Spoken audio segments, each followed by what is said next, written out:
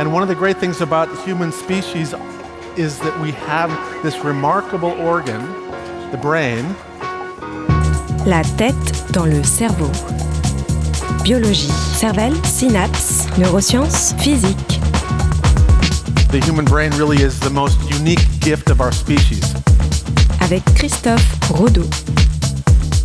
La manière singulière que nous avons de nous laisser submerger par certains morceaux de musique dépendrait de la connexion particulière existant entre certaines parties de notre cerveau. La tête dans le cerveau. Attendez. Patience. Encore un peu. Nous y sommes presque. Là! Voilà, maintenant. À chaque fois que j'arrive à ce moment précis de ce morceau de musique, j'ai un frisson au niveau de la nuque qui me parcourt le dos et les poils de mes avant-bras qui se hérissent. J'expérimente ce que l'on nomme le frisson musical.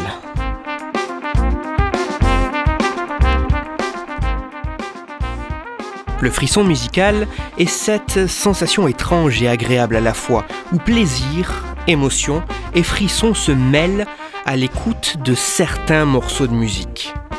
Il apparaît que nous ne soyons pas tous affectés de la même façon par ce phénomène.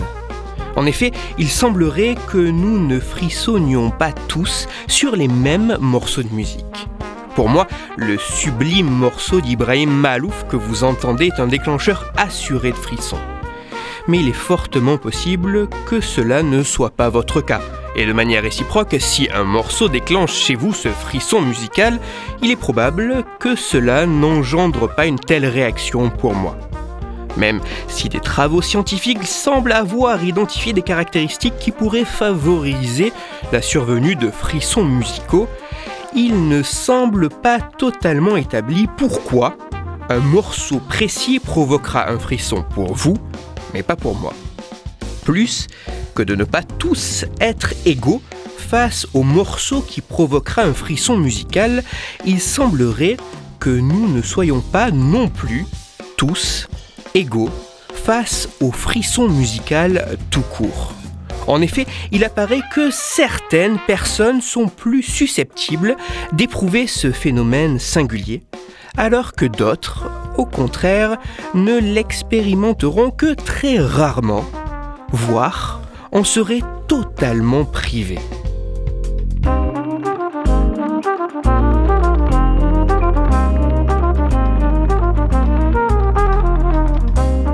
Afin d'essayer d'un peu mieux comprendre ce qui pourrait expliquer que des personnes soient particulièrement sujettes au frisson musical, contrairement à d'autres qui ne le sont pas du tout, des chercheurs de l'université d'Harvard ont réalisé en 2016 une étude scientifique.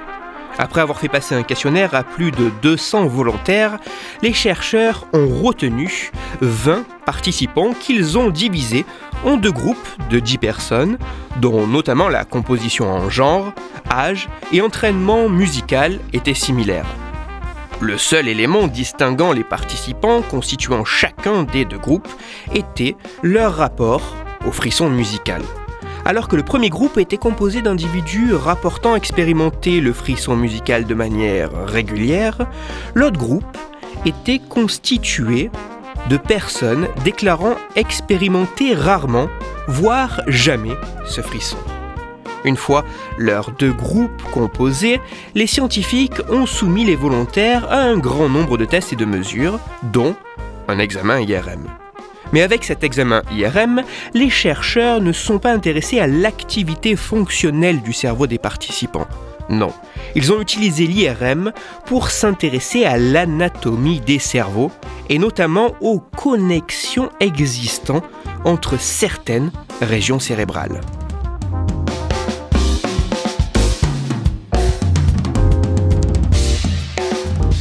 Les résultats de cette expérience semblent montrer que la connexion anatomique du cerveau des participants n'est en moyenne pas tout à fait la même en fonction du fait que ceux-ci soient plus ou moins sujets au phénomène de frisson musical.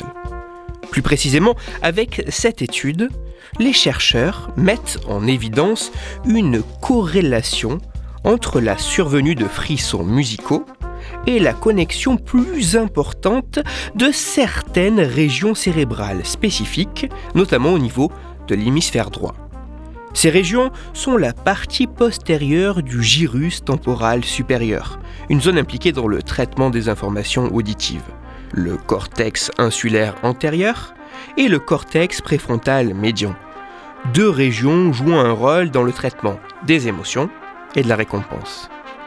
Avec cette étude, les chercheurs mettent en lumière non pas des connexions différentes entre frissonneurs et non-frissonneurs, mais des connexions plus importantes, plus massives, plus épaisses.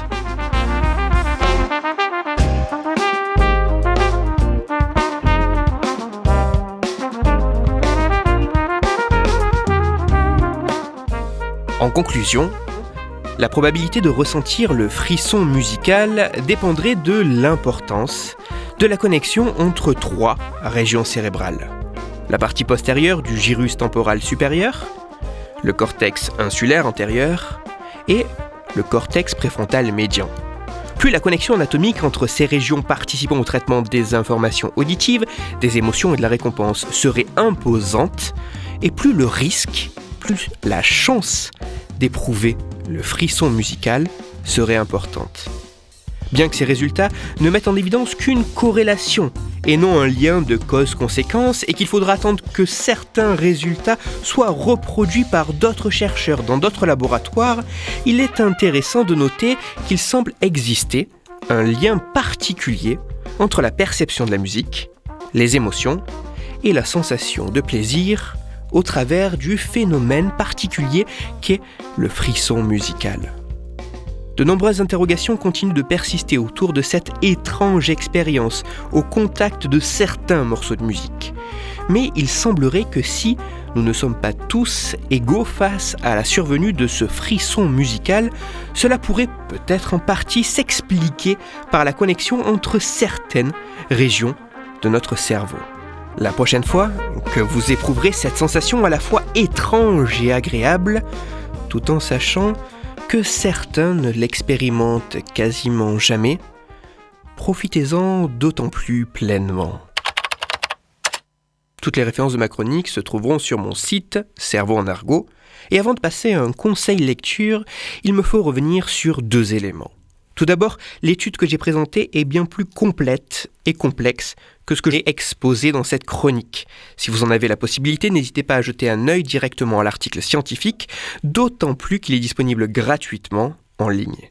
L'autre point important à garder en tête concernant les résultats de ces travaux obtenus à partir de moyennes réalisées sur un échantillon de participants limité est que bien que cette expérience semble mettre en évidence un lien entre la perception de la musique, les émotions et la sensation de plaisir, et que même si d'autres études ont déjà mis en évidence cela, ce lien n'est pour l'instant qu'une corrélation, qu'un lien mathématique, qu'un lien statistique.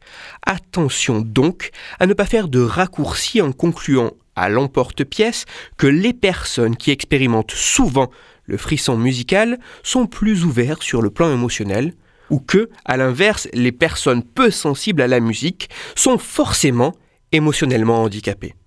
Pour approfondir la chronique d'aujourd'hui, je vous renvoie à un article disponible gratuitement sur Internet. Cet article a pour titre « Pourquoi la musique peut donner des frissons ?» Il est écrit par Sofia Anastasio et il est à lire sur le site francemusique.fr.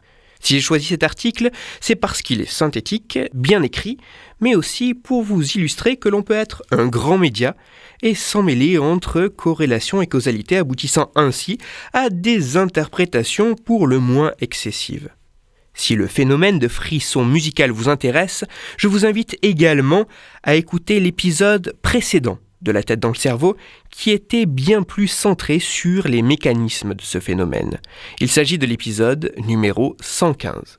Pour discuter science et cerveau, vous pouvez me retrouver sur Twitter, @Christophe_Rodo, R-O-D-O, sur la page Facebook de La tête dans le cerveau et sur mon blog Cerveau en argot.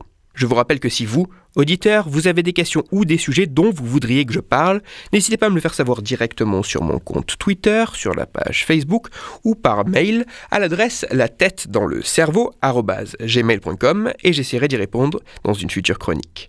Toutes mes chroniques, y compris celles-ci, sont disponibles en réécoute sur mon podcast La tête dans le cerveau, à retrouver sur toutes les plateformes, dont SoundCloud, Deezer, Spotify, Google Podcast et iTunes. Christophe Rodeau. La tête dans le cerveau.